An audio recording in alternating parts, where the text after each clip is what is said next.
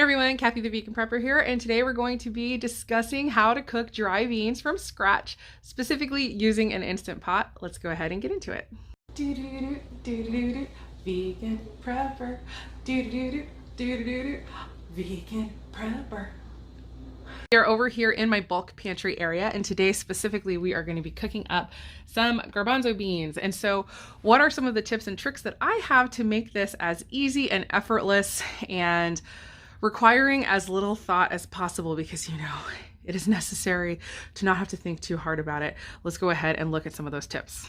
First of all, I keep my beans typically in my little pantry by my kitchen in pint-sized jars. Nothing has been done to these. They're not vacuum sealed. They're just in here. This is literally just a measuring cup and a little storage solution to be able to cook the amount of beans I pretty much always cook easily without having to run to my buckets and measure every single time. And so I have a whole video talking about this, but I will try to give a bit of a summary of the beans in pint-sized jars here.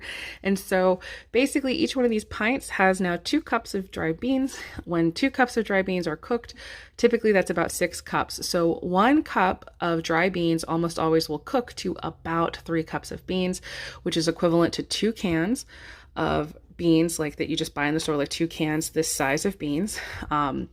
But each one of these now, because there's 2 cups in here, it will make about 6 cups of beans, which is equivalent to 4 cans of beans. And so each one of these represents the space of 4 cans of beans, kind of in this tiny nook here I have in my pantry for storing this stuff. And so I love the space savings of this, but the other thing that's great about it is I'll have several jars in here of all different types of beans, and I work my way through all the jars before I refill them again. And once they're all empty, they just sort of sit in between my buckets on my shelving, and once they're all empty, I will refill all of them at once, and it really isn't a job that takes very long. I pull the buckets down, I scoop and put the lids on, and then I'm good to go. But the other thing that's great is, like, for instance, these cannellini beans, probably once I use those up, I'm not going to buy anymore. And so it forces me to cycle through the variety of beans that I have. And it also forces me to use the beans that I don't use as often, so that they get eaten. But also we get to cycle through and have the nutrition of all the various types of beans that I own. And I think that it's just great. So yeah, we fill the beans, go through them, and then refill again, and we cycle through all of our beans that way. The other thing that I would like to say, though, this is a logistical little random detail. Let me know in the comments if you appreciate these random details I always throw into my videos, because I super appreciate when other people do it. So it's nice to know that you guys appreciate it too.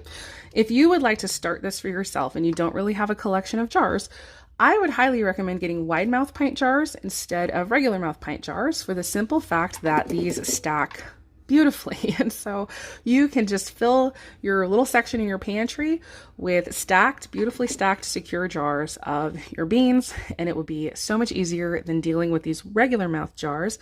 I originally purchased these because this is what I prefer for canning, but I have since abandoned canning. I know there's probably people out there like, oh, what do you mean? But anyway, I've talked at length about that in other videos as well. I don't need to get into it here, but basically, when I stack these guys in here and there's multiples and stuff, I sort of have to move my jars and stack them more like this, which is not, a complete deal breaker, but it's not nearly as nice and secure as this. I just so prefer this. And so probably eventually I will redo this and replace the jars, but I just thought I would throw that in for anybody who is looking to start this. But for now, let's get to actually making some beans. Boy, I can talk about anything forever. So it's a talent I have. Okay, I'm gonna grab these beans and we're gonna go look at the process that I go through. So obviously I don't normally stand here and lecture every single time I'm coming to grab my beans. I go from my kitchen to over here, I grab my jar, and then I just walk back over to my kitchen, and it's very fast and easy. And I'll show you a little bit more of the tips and tricks I use to make this super fast. Instant pot, I pull it out, I take the lid off to get myself ready for the next couple of steps that we're gonna do. And so here I've got my jar here, and I come over to my sink. A strainer just lives in my sink. I wash it every couple days, and then if I put anything like pasta in it, I'll quickly wash it right then. But mostly this rinses beans and rice and things like that. So cooking from bulk, I would say one of the big tips is to just have a strainer that lives in your sink. It makes it a lot easier to do all of the rinsing. And so I have my jar here. I'm just gonna dump the beans in and then go ahead and give them a good rinse under some water. As I'm rinsing the beans, I'm kind of looking, like in the base, I'm looking for stones and things like that. Because it's such a small amount of beans, I feel like that's adequate for sorting this amount. I'm not making some massive, huge amount. And so that is done now. The rinsing is done. I'm gonna go ahead and take these, kind of let this drip off, and put this over into my Instant Pot. So now, here we go. I'll sort of flatten it out. And now we need to add 6 cups of water. So the general rule of thumb for most dry beans is you're going to use 3 cups of water for every 1 cup of dried beans. And so this is obviously 2 cups of dried beans from my little pint jar. So I'm going to go ahead and put 6 cups of water in. So here's the first 3 cups. And I'm just using the water from my Berkey. Wait, where is it? Here we go. And so you use obviously whatever clean water you have access to and whatever you prefer. I actually overfilled it a little, so I have a puddle back here. That's kind of one of the annoyances of the Berkey sometimes. So I don't know why I flattened the beans, because I always have to do it again. But once everything is in there, you sort of move it like you're driving a car as a little kid, like a little kid drives a car, and then you end up with a pretty nice flat amount of beans. I know some people say pull out any of the ones that are floating. I don't tend to do that because, especially with chickpeas, well, some of them I do, but see, like this one, it has a very loose skin. And so it's that loose skin that's floating. It's not actually a bad bean. So I'm just gonna leave those. And that's literally it. Sometimes, like, oh gosh, ugh. Anyway, sometimes I'll add, garlic and onion or bay leaves or whatever, but I don't add any salt. But I'm not gonna do that this time. We're just cooking these plain. They are going to get salted, and we're gonna just have them for lunch that way. I'm also gonna make an Instant Pot of rice. And then my daughter and my daughter's friend, who I am watching today for my friend, she's actually going to be here in just a few minutes. They will get salted chickpeas and like pistachios and other things for lunch. It's a very simple, and rice, like just a very simple lunch, but still very good. So it's time to go ahead and cook these, and let me show you my tip for the cooking. Over here in this cabinet, I have my recipes in my recipe box. This is very handy for me because this is see-through. I made myself a little card that says leave in front. So if anybody else is using a recipe, they know that, you take a recipe out, you put it back behind this front card. So I should have said this is my tip for the cooking times, but this is what it is. That's for the cooking times. I have all of the beans that I use the most, because this is what I'm cooking the most, very conveniently where I can just see. So I can see right here that chickpeas are typically 35 to 40 minutes. And then there's also soaked times, but I virtually never soak my beans. So I can't really answer a lot of questions about soaking the beans because I pretty much don't ever do it. But here's the card. If you guys would like to pause and write down some of the times I've written here, I just found these from various places online. And you Google anything. Cooking time for blah, blah, blah, blah, blah in the Instant Pot, and you'll find the information. So there is the information. This goes in front. So again, I don't typically lecture about it. Typically what it looks like is, oh my gosh, how long do I cook the chickpeas? Come over here, grab this, glance at it. Okay, I've got the time now, and I run back over here and I hit the time that I need. So because I like them a little softer, and because sometimes these are not the freshest beans, I'll add like a couple minutes onto the time. So I'm gonna go ahead and add an extra 2 minutes, cook it all the way for the longest time, plus another 2 minutes to make sure that they get good and cooked.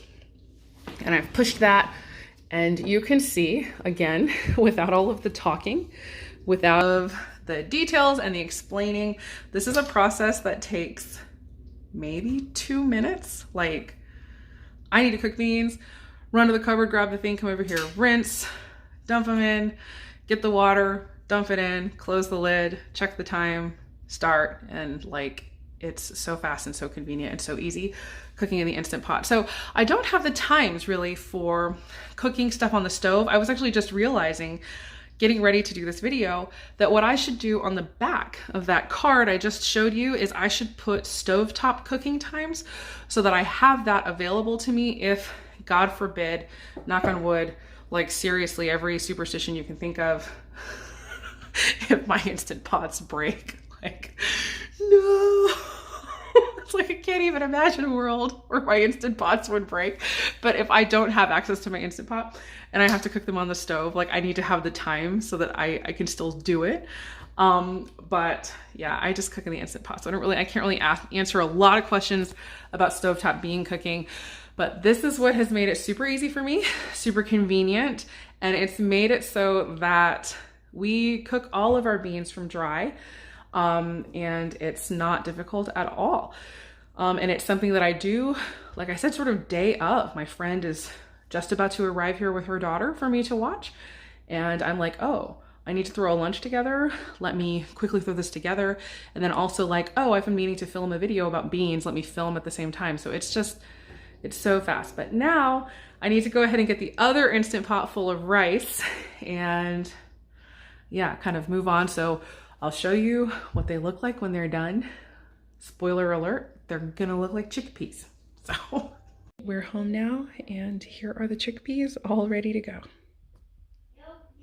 All right, and now here is lunch for both girls. Mom, a bee. Ah! These are ready to get put away. They've cooled down enough, but I just wanted to show the consistency of this Aquafaba, which is the water that's left over from cooking the chickpeas. I don't know if you can see how thick and starchy it is, but it's very, very good at this point as an Aquafaba. If you don't know, the water that's left over from cooking chickpeas, or in cans of chickpeas, it can be whipped up. The starchiness of it lets you whip it up like egg whites. It'll form peaks. It's kind of crazy, but it works. And as far as I understand it, the chickpea water from cooking chickpeas on a stove is not starchy enough to work as Aquafaba, but the stuff out of the pressure cooker does work. It's very thick and very starchy. Once it goes into the fridge, it'll be almost not quite like a jello. Obviously it won't set that much, but it'll be kind of that consistency because of how much starch is in it. And then I didn't even put salt in here. So this is ready to be whipped up, possibly for holiday baking. I probably won't use it. I just wanted to point out that your Instant Pot cooked chickpeas, when you leave the salt out, you're also going to get Aquafaba that you can use in recipes if you desire to do that.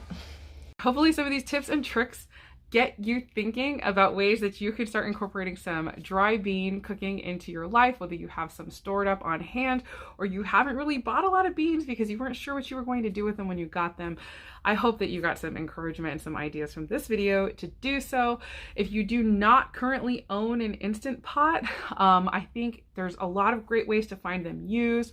Facebook Marketplace, other places you might be able to snag one for less money than they typically are, but also as this video is being released, it is the holiday season, and so there will probably be a lot of sales and deals. This is probably the time to grab one if you haven't grabbed one yet. For me, the Instant Pot has completely changed the landscape of my kitchen. I'm not sponsored by them or affiliated by them. I'm just saying it has been something that's really changed my life. I love the convenience of it. I love being able to just decide to make beans and then I can make beans and within an hour I have beans, even things like chickpeas. I love being able to, like I did in this video, I cooked an Instant Pot of chickpeas and an Instant Pot of rice, and then I left with my my friend's daughter to go pick up my daughter from school, and when we got home, everything was ready for me to just throw together and make a lunch. And then the girls wanted some fresh lemonade, and I was able to make fresh lemonade because I wasn't worried about, making lunch because it was basically already made, and we actually had a lovely little afternoon. And so yeah, it's great. So hopefully, like I said, this has been helpful, and I will leave. I will stop talking now. Let me know if you have any questions down below. And as always, I hope the rest of your day is good and your life stays wonderful. Thank you so much for watching. See you next time. Bye.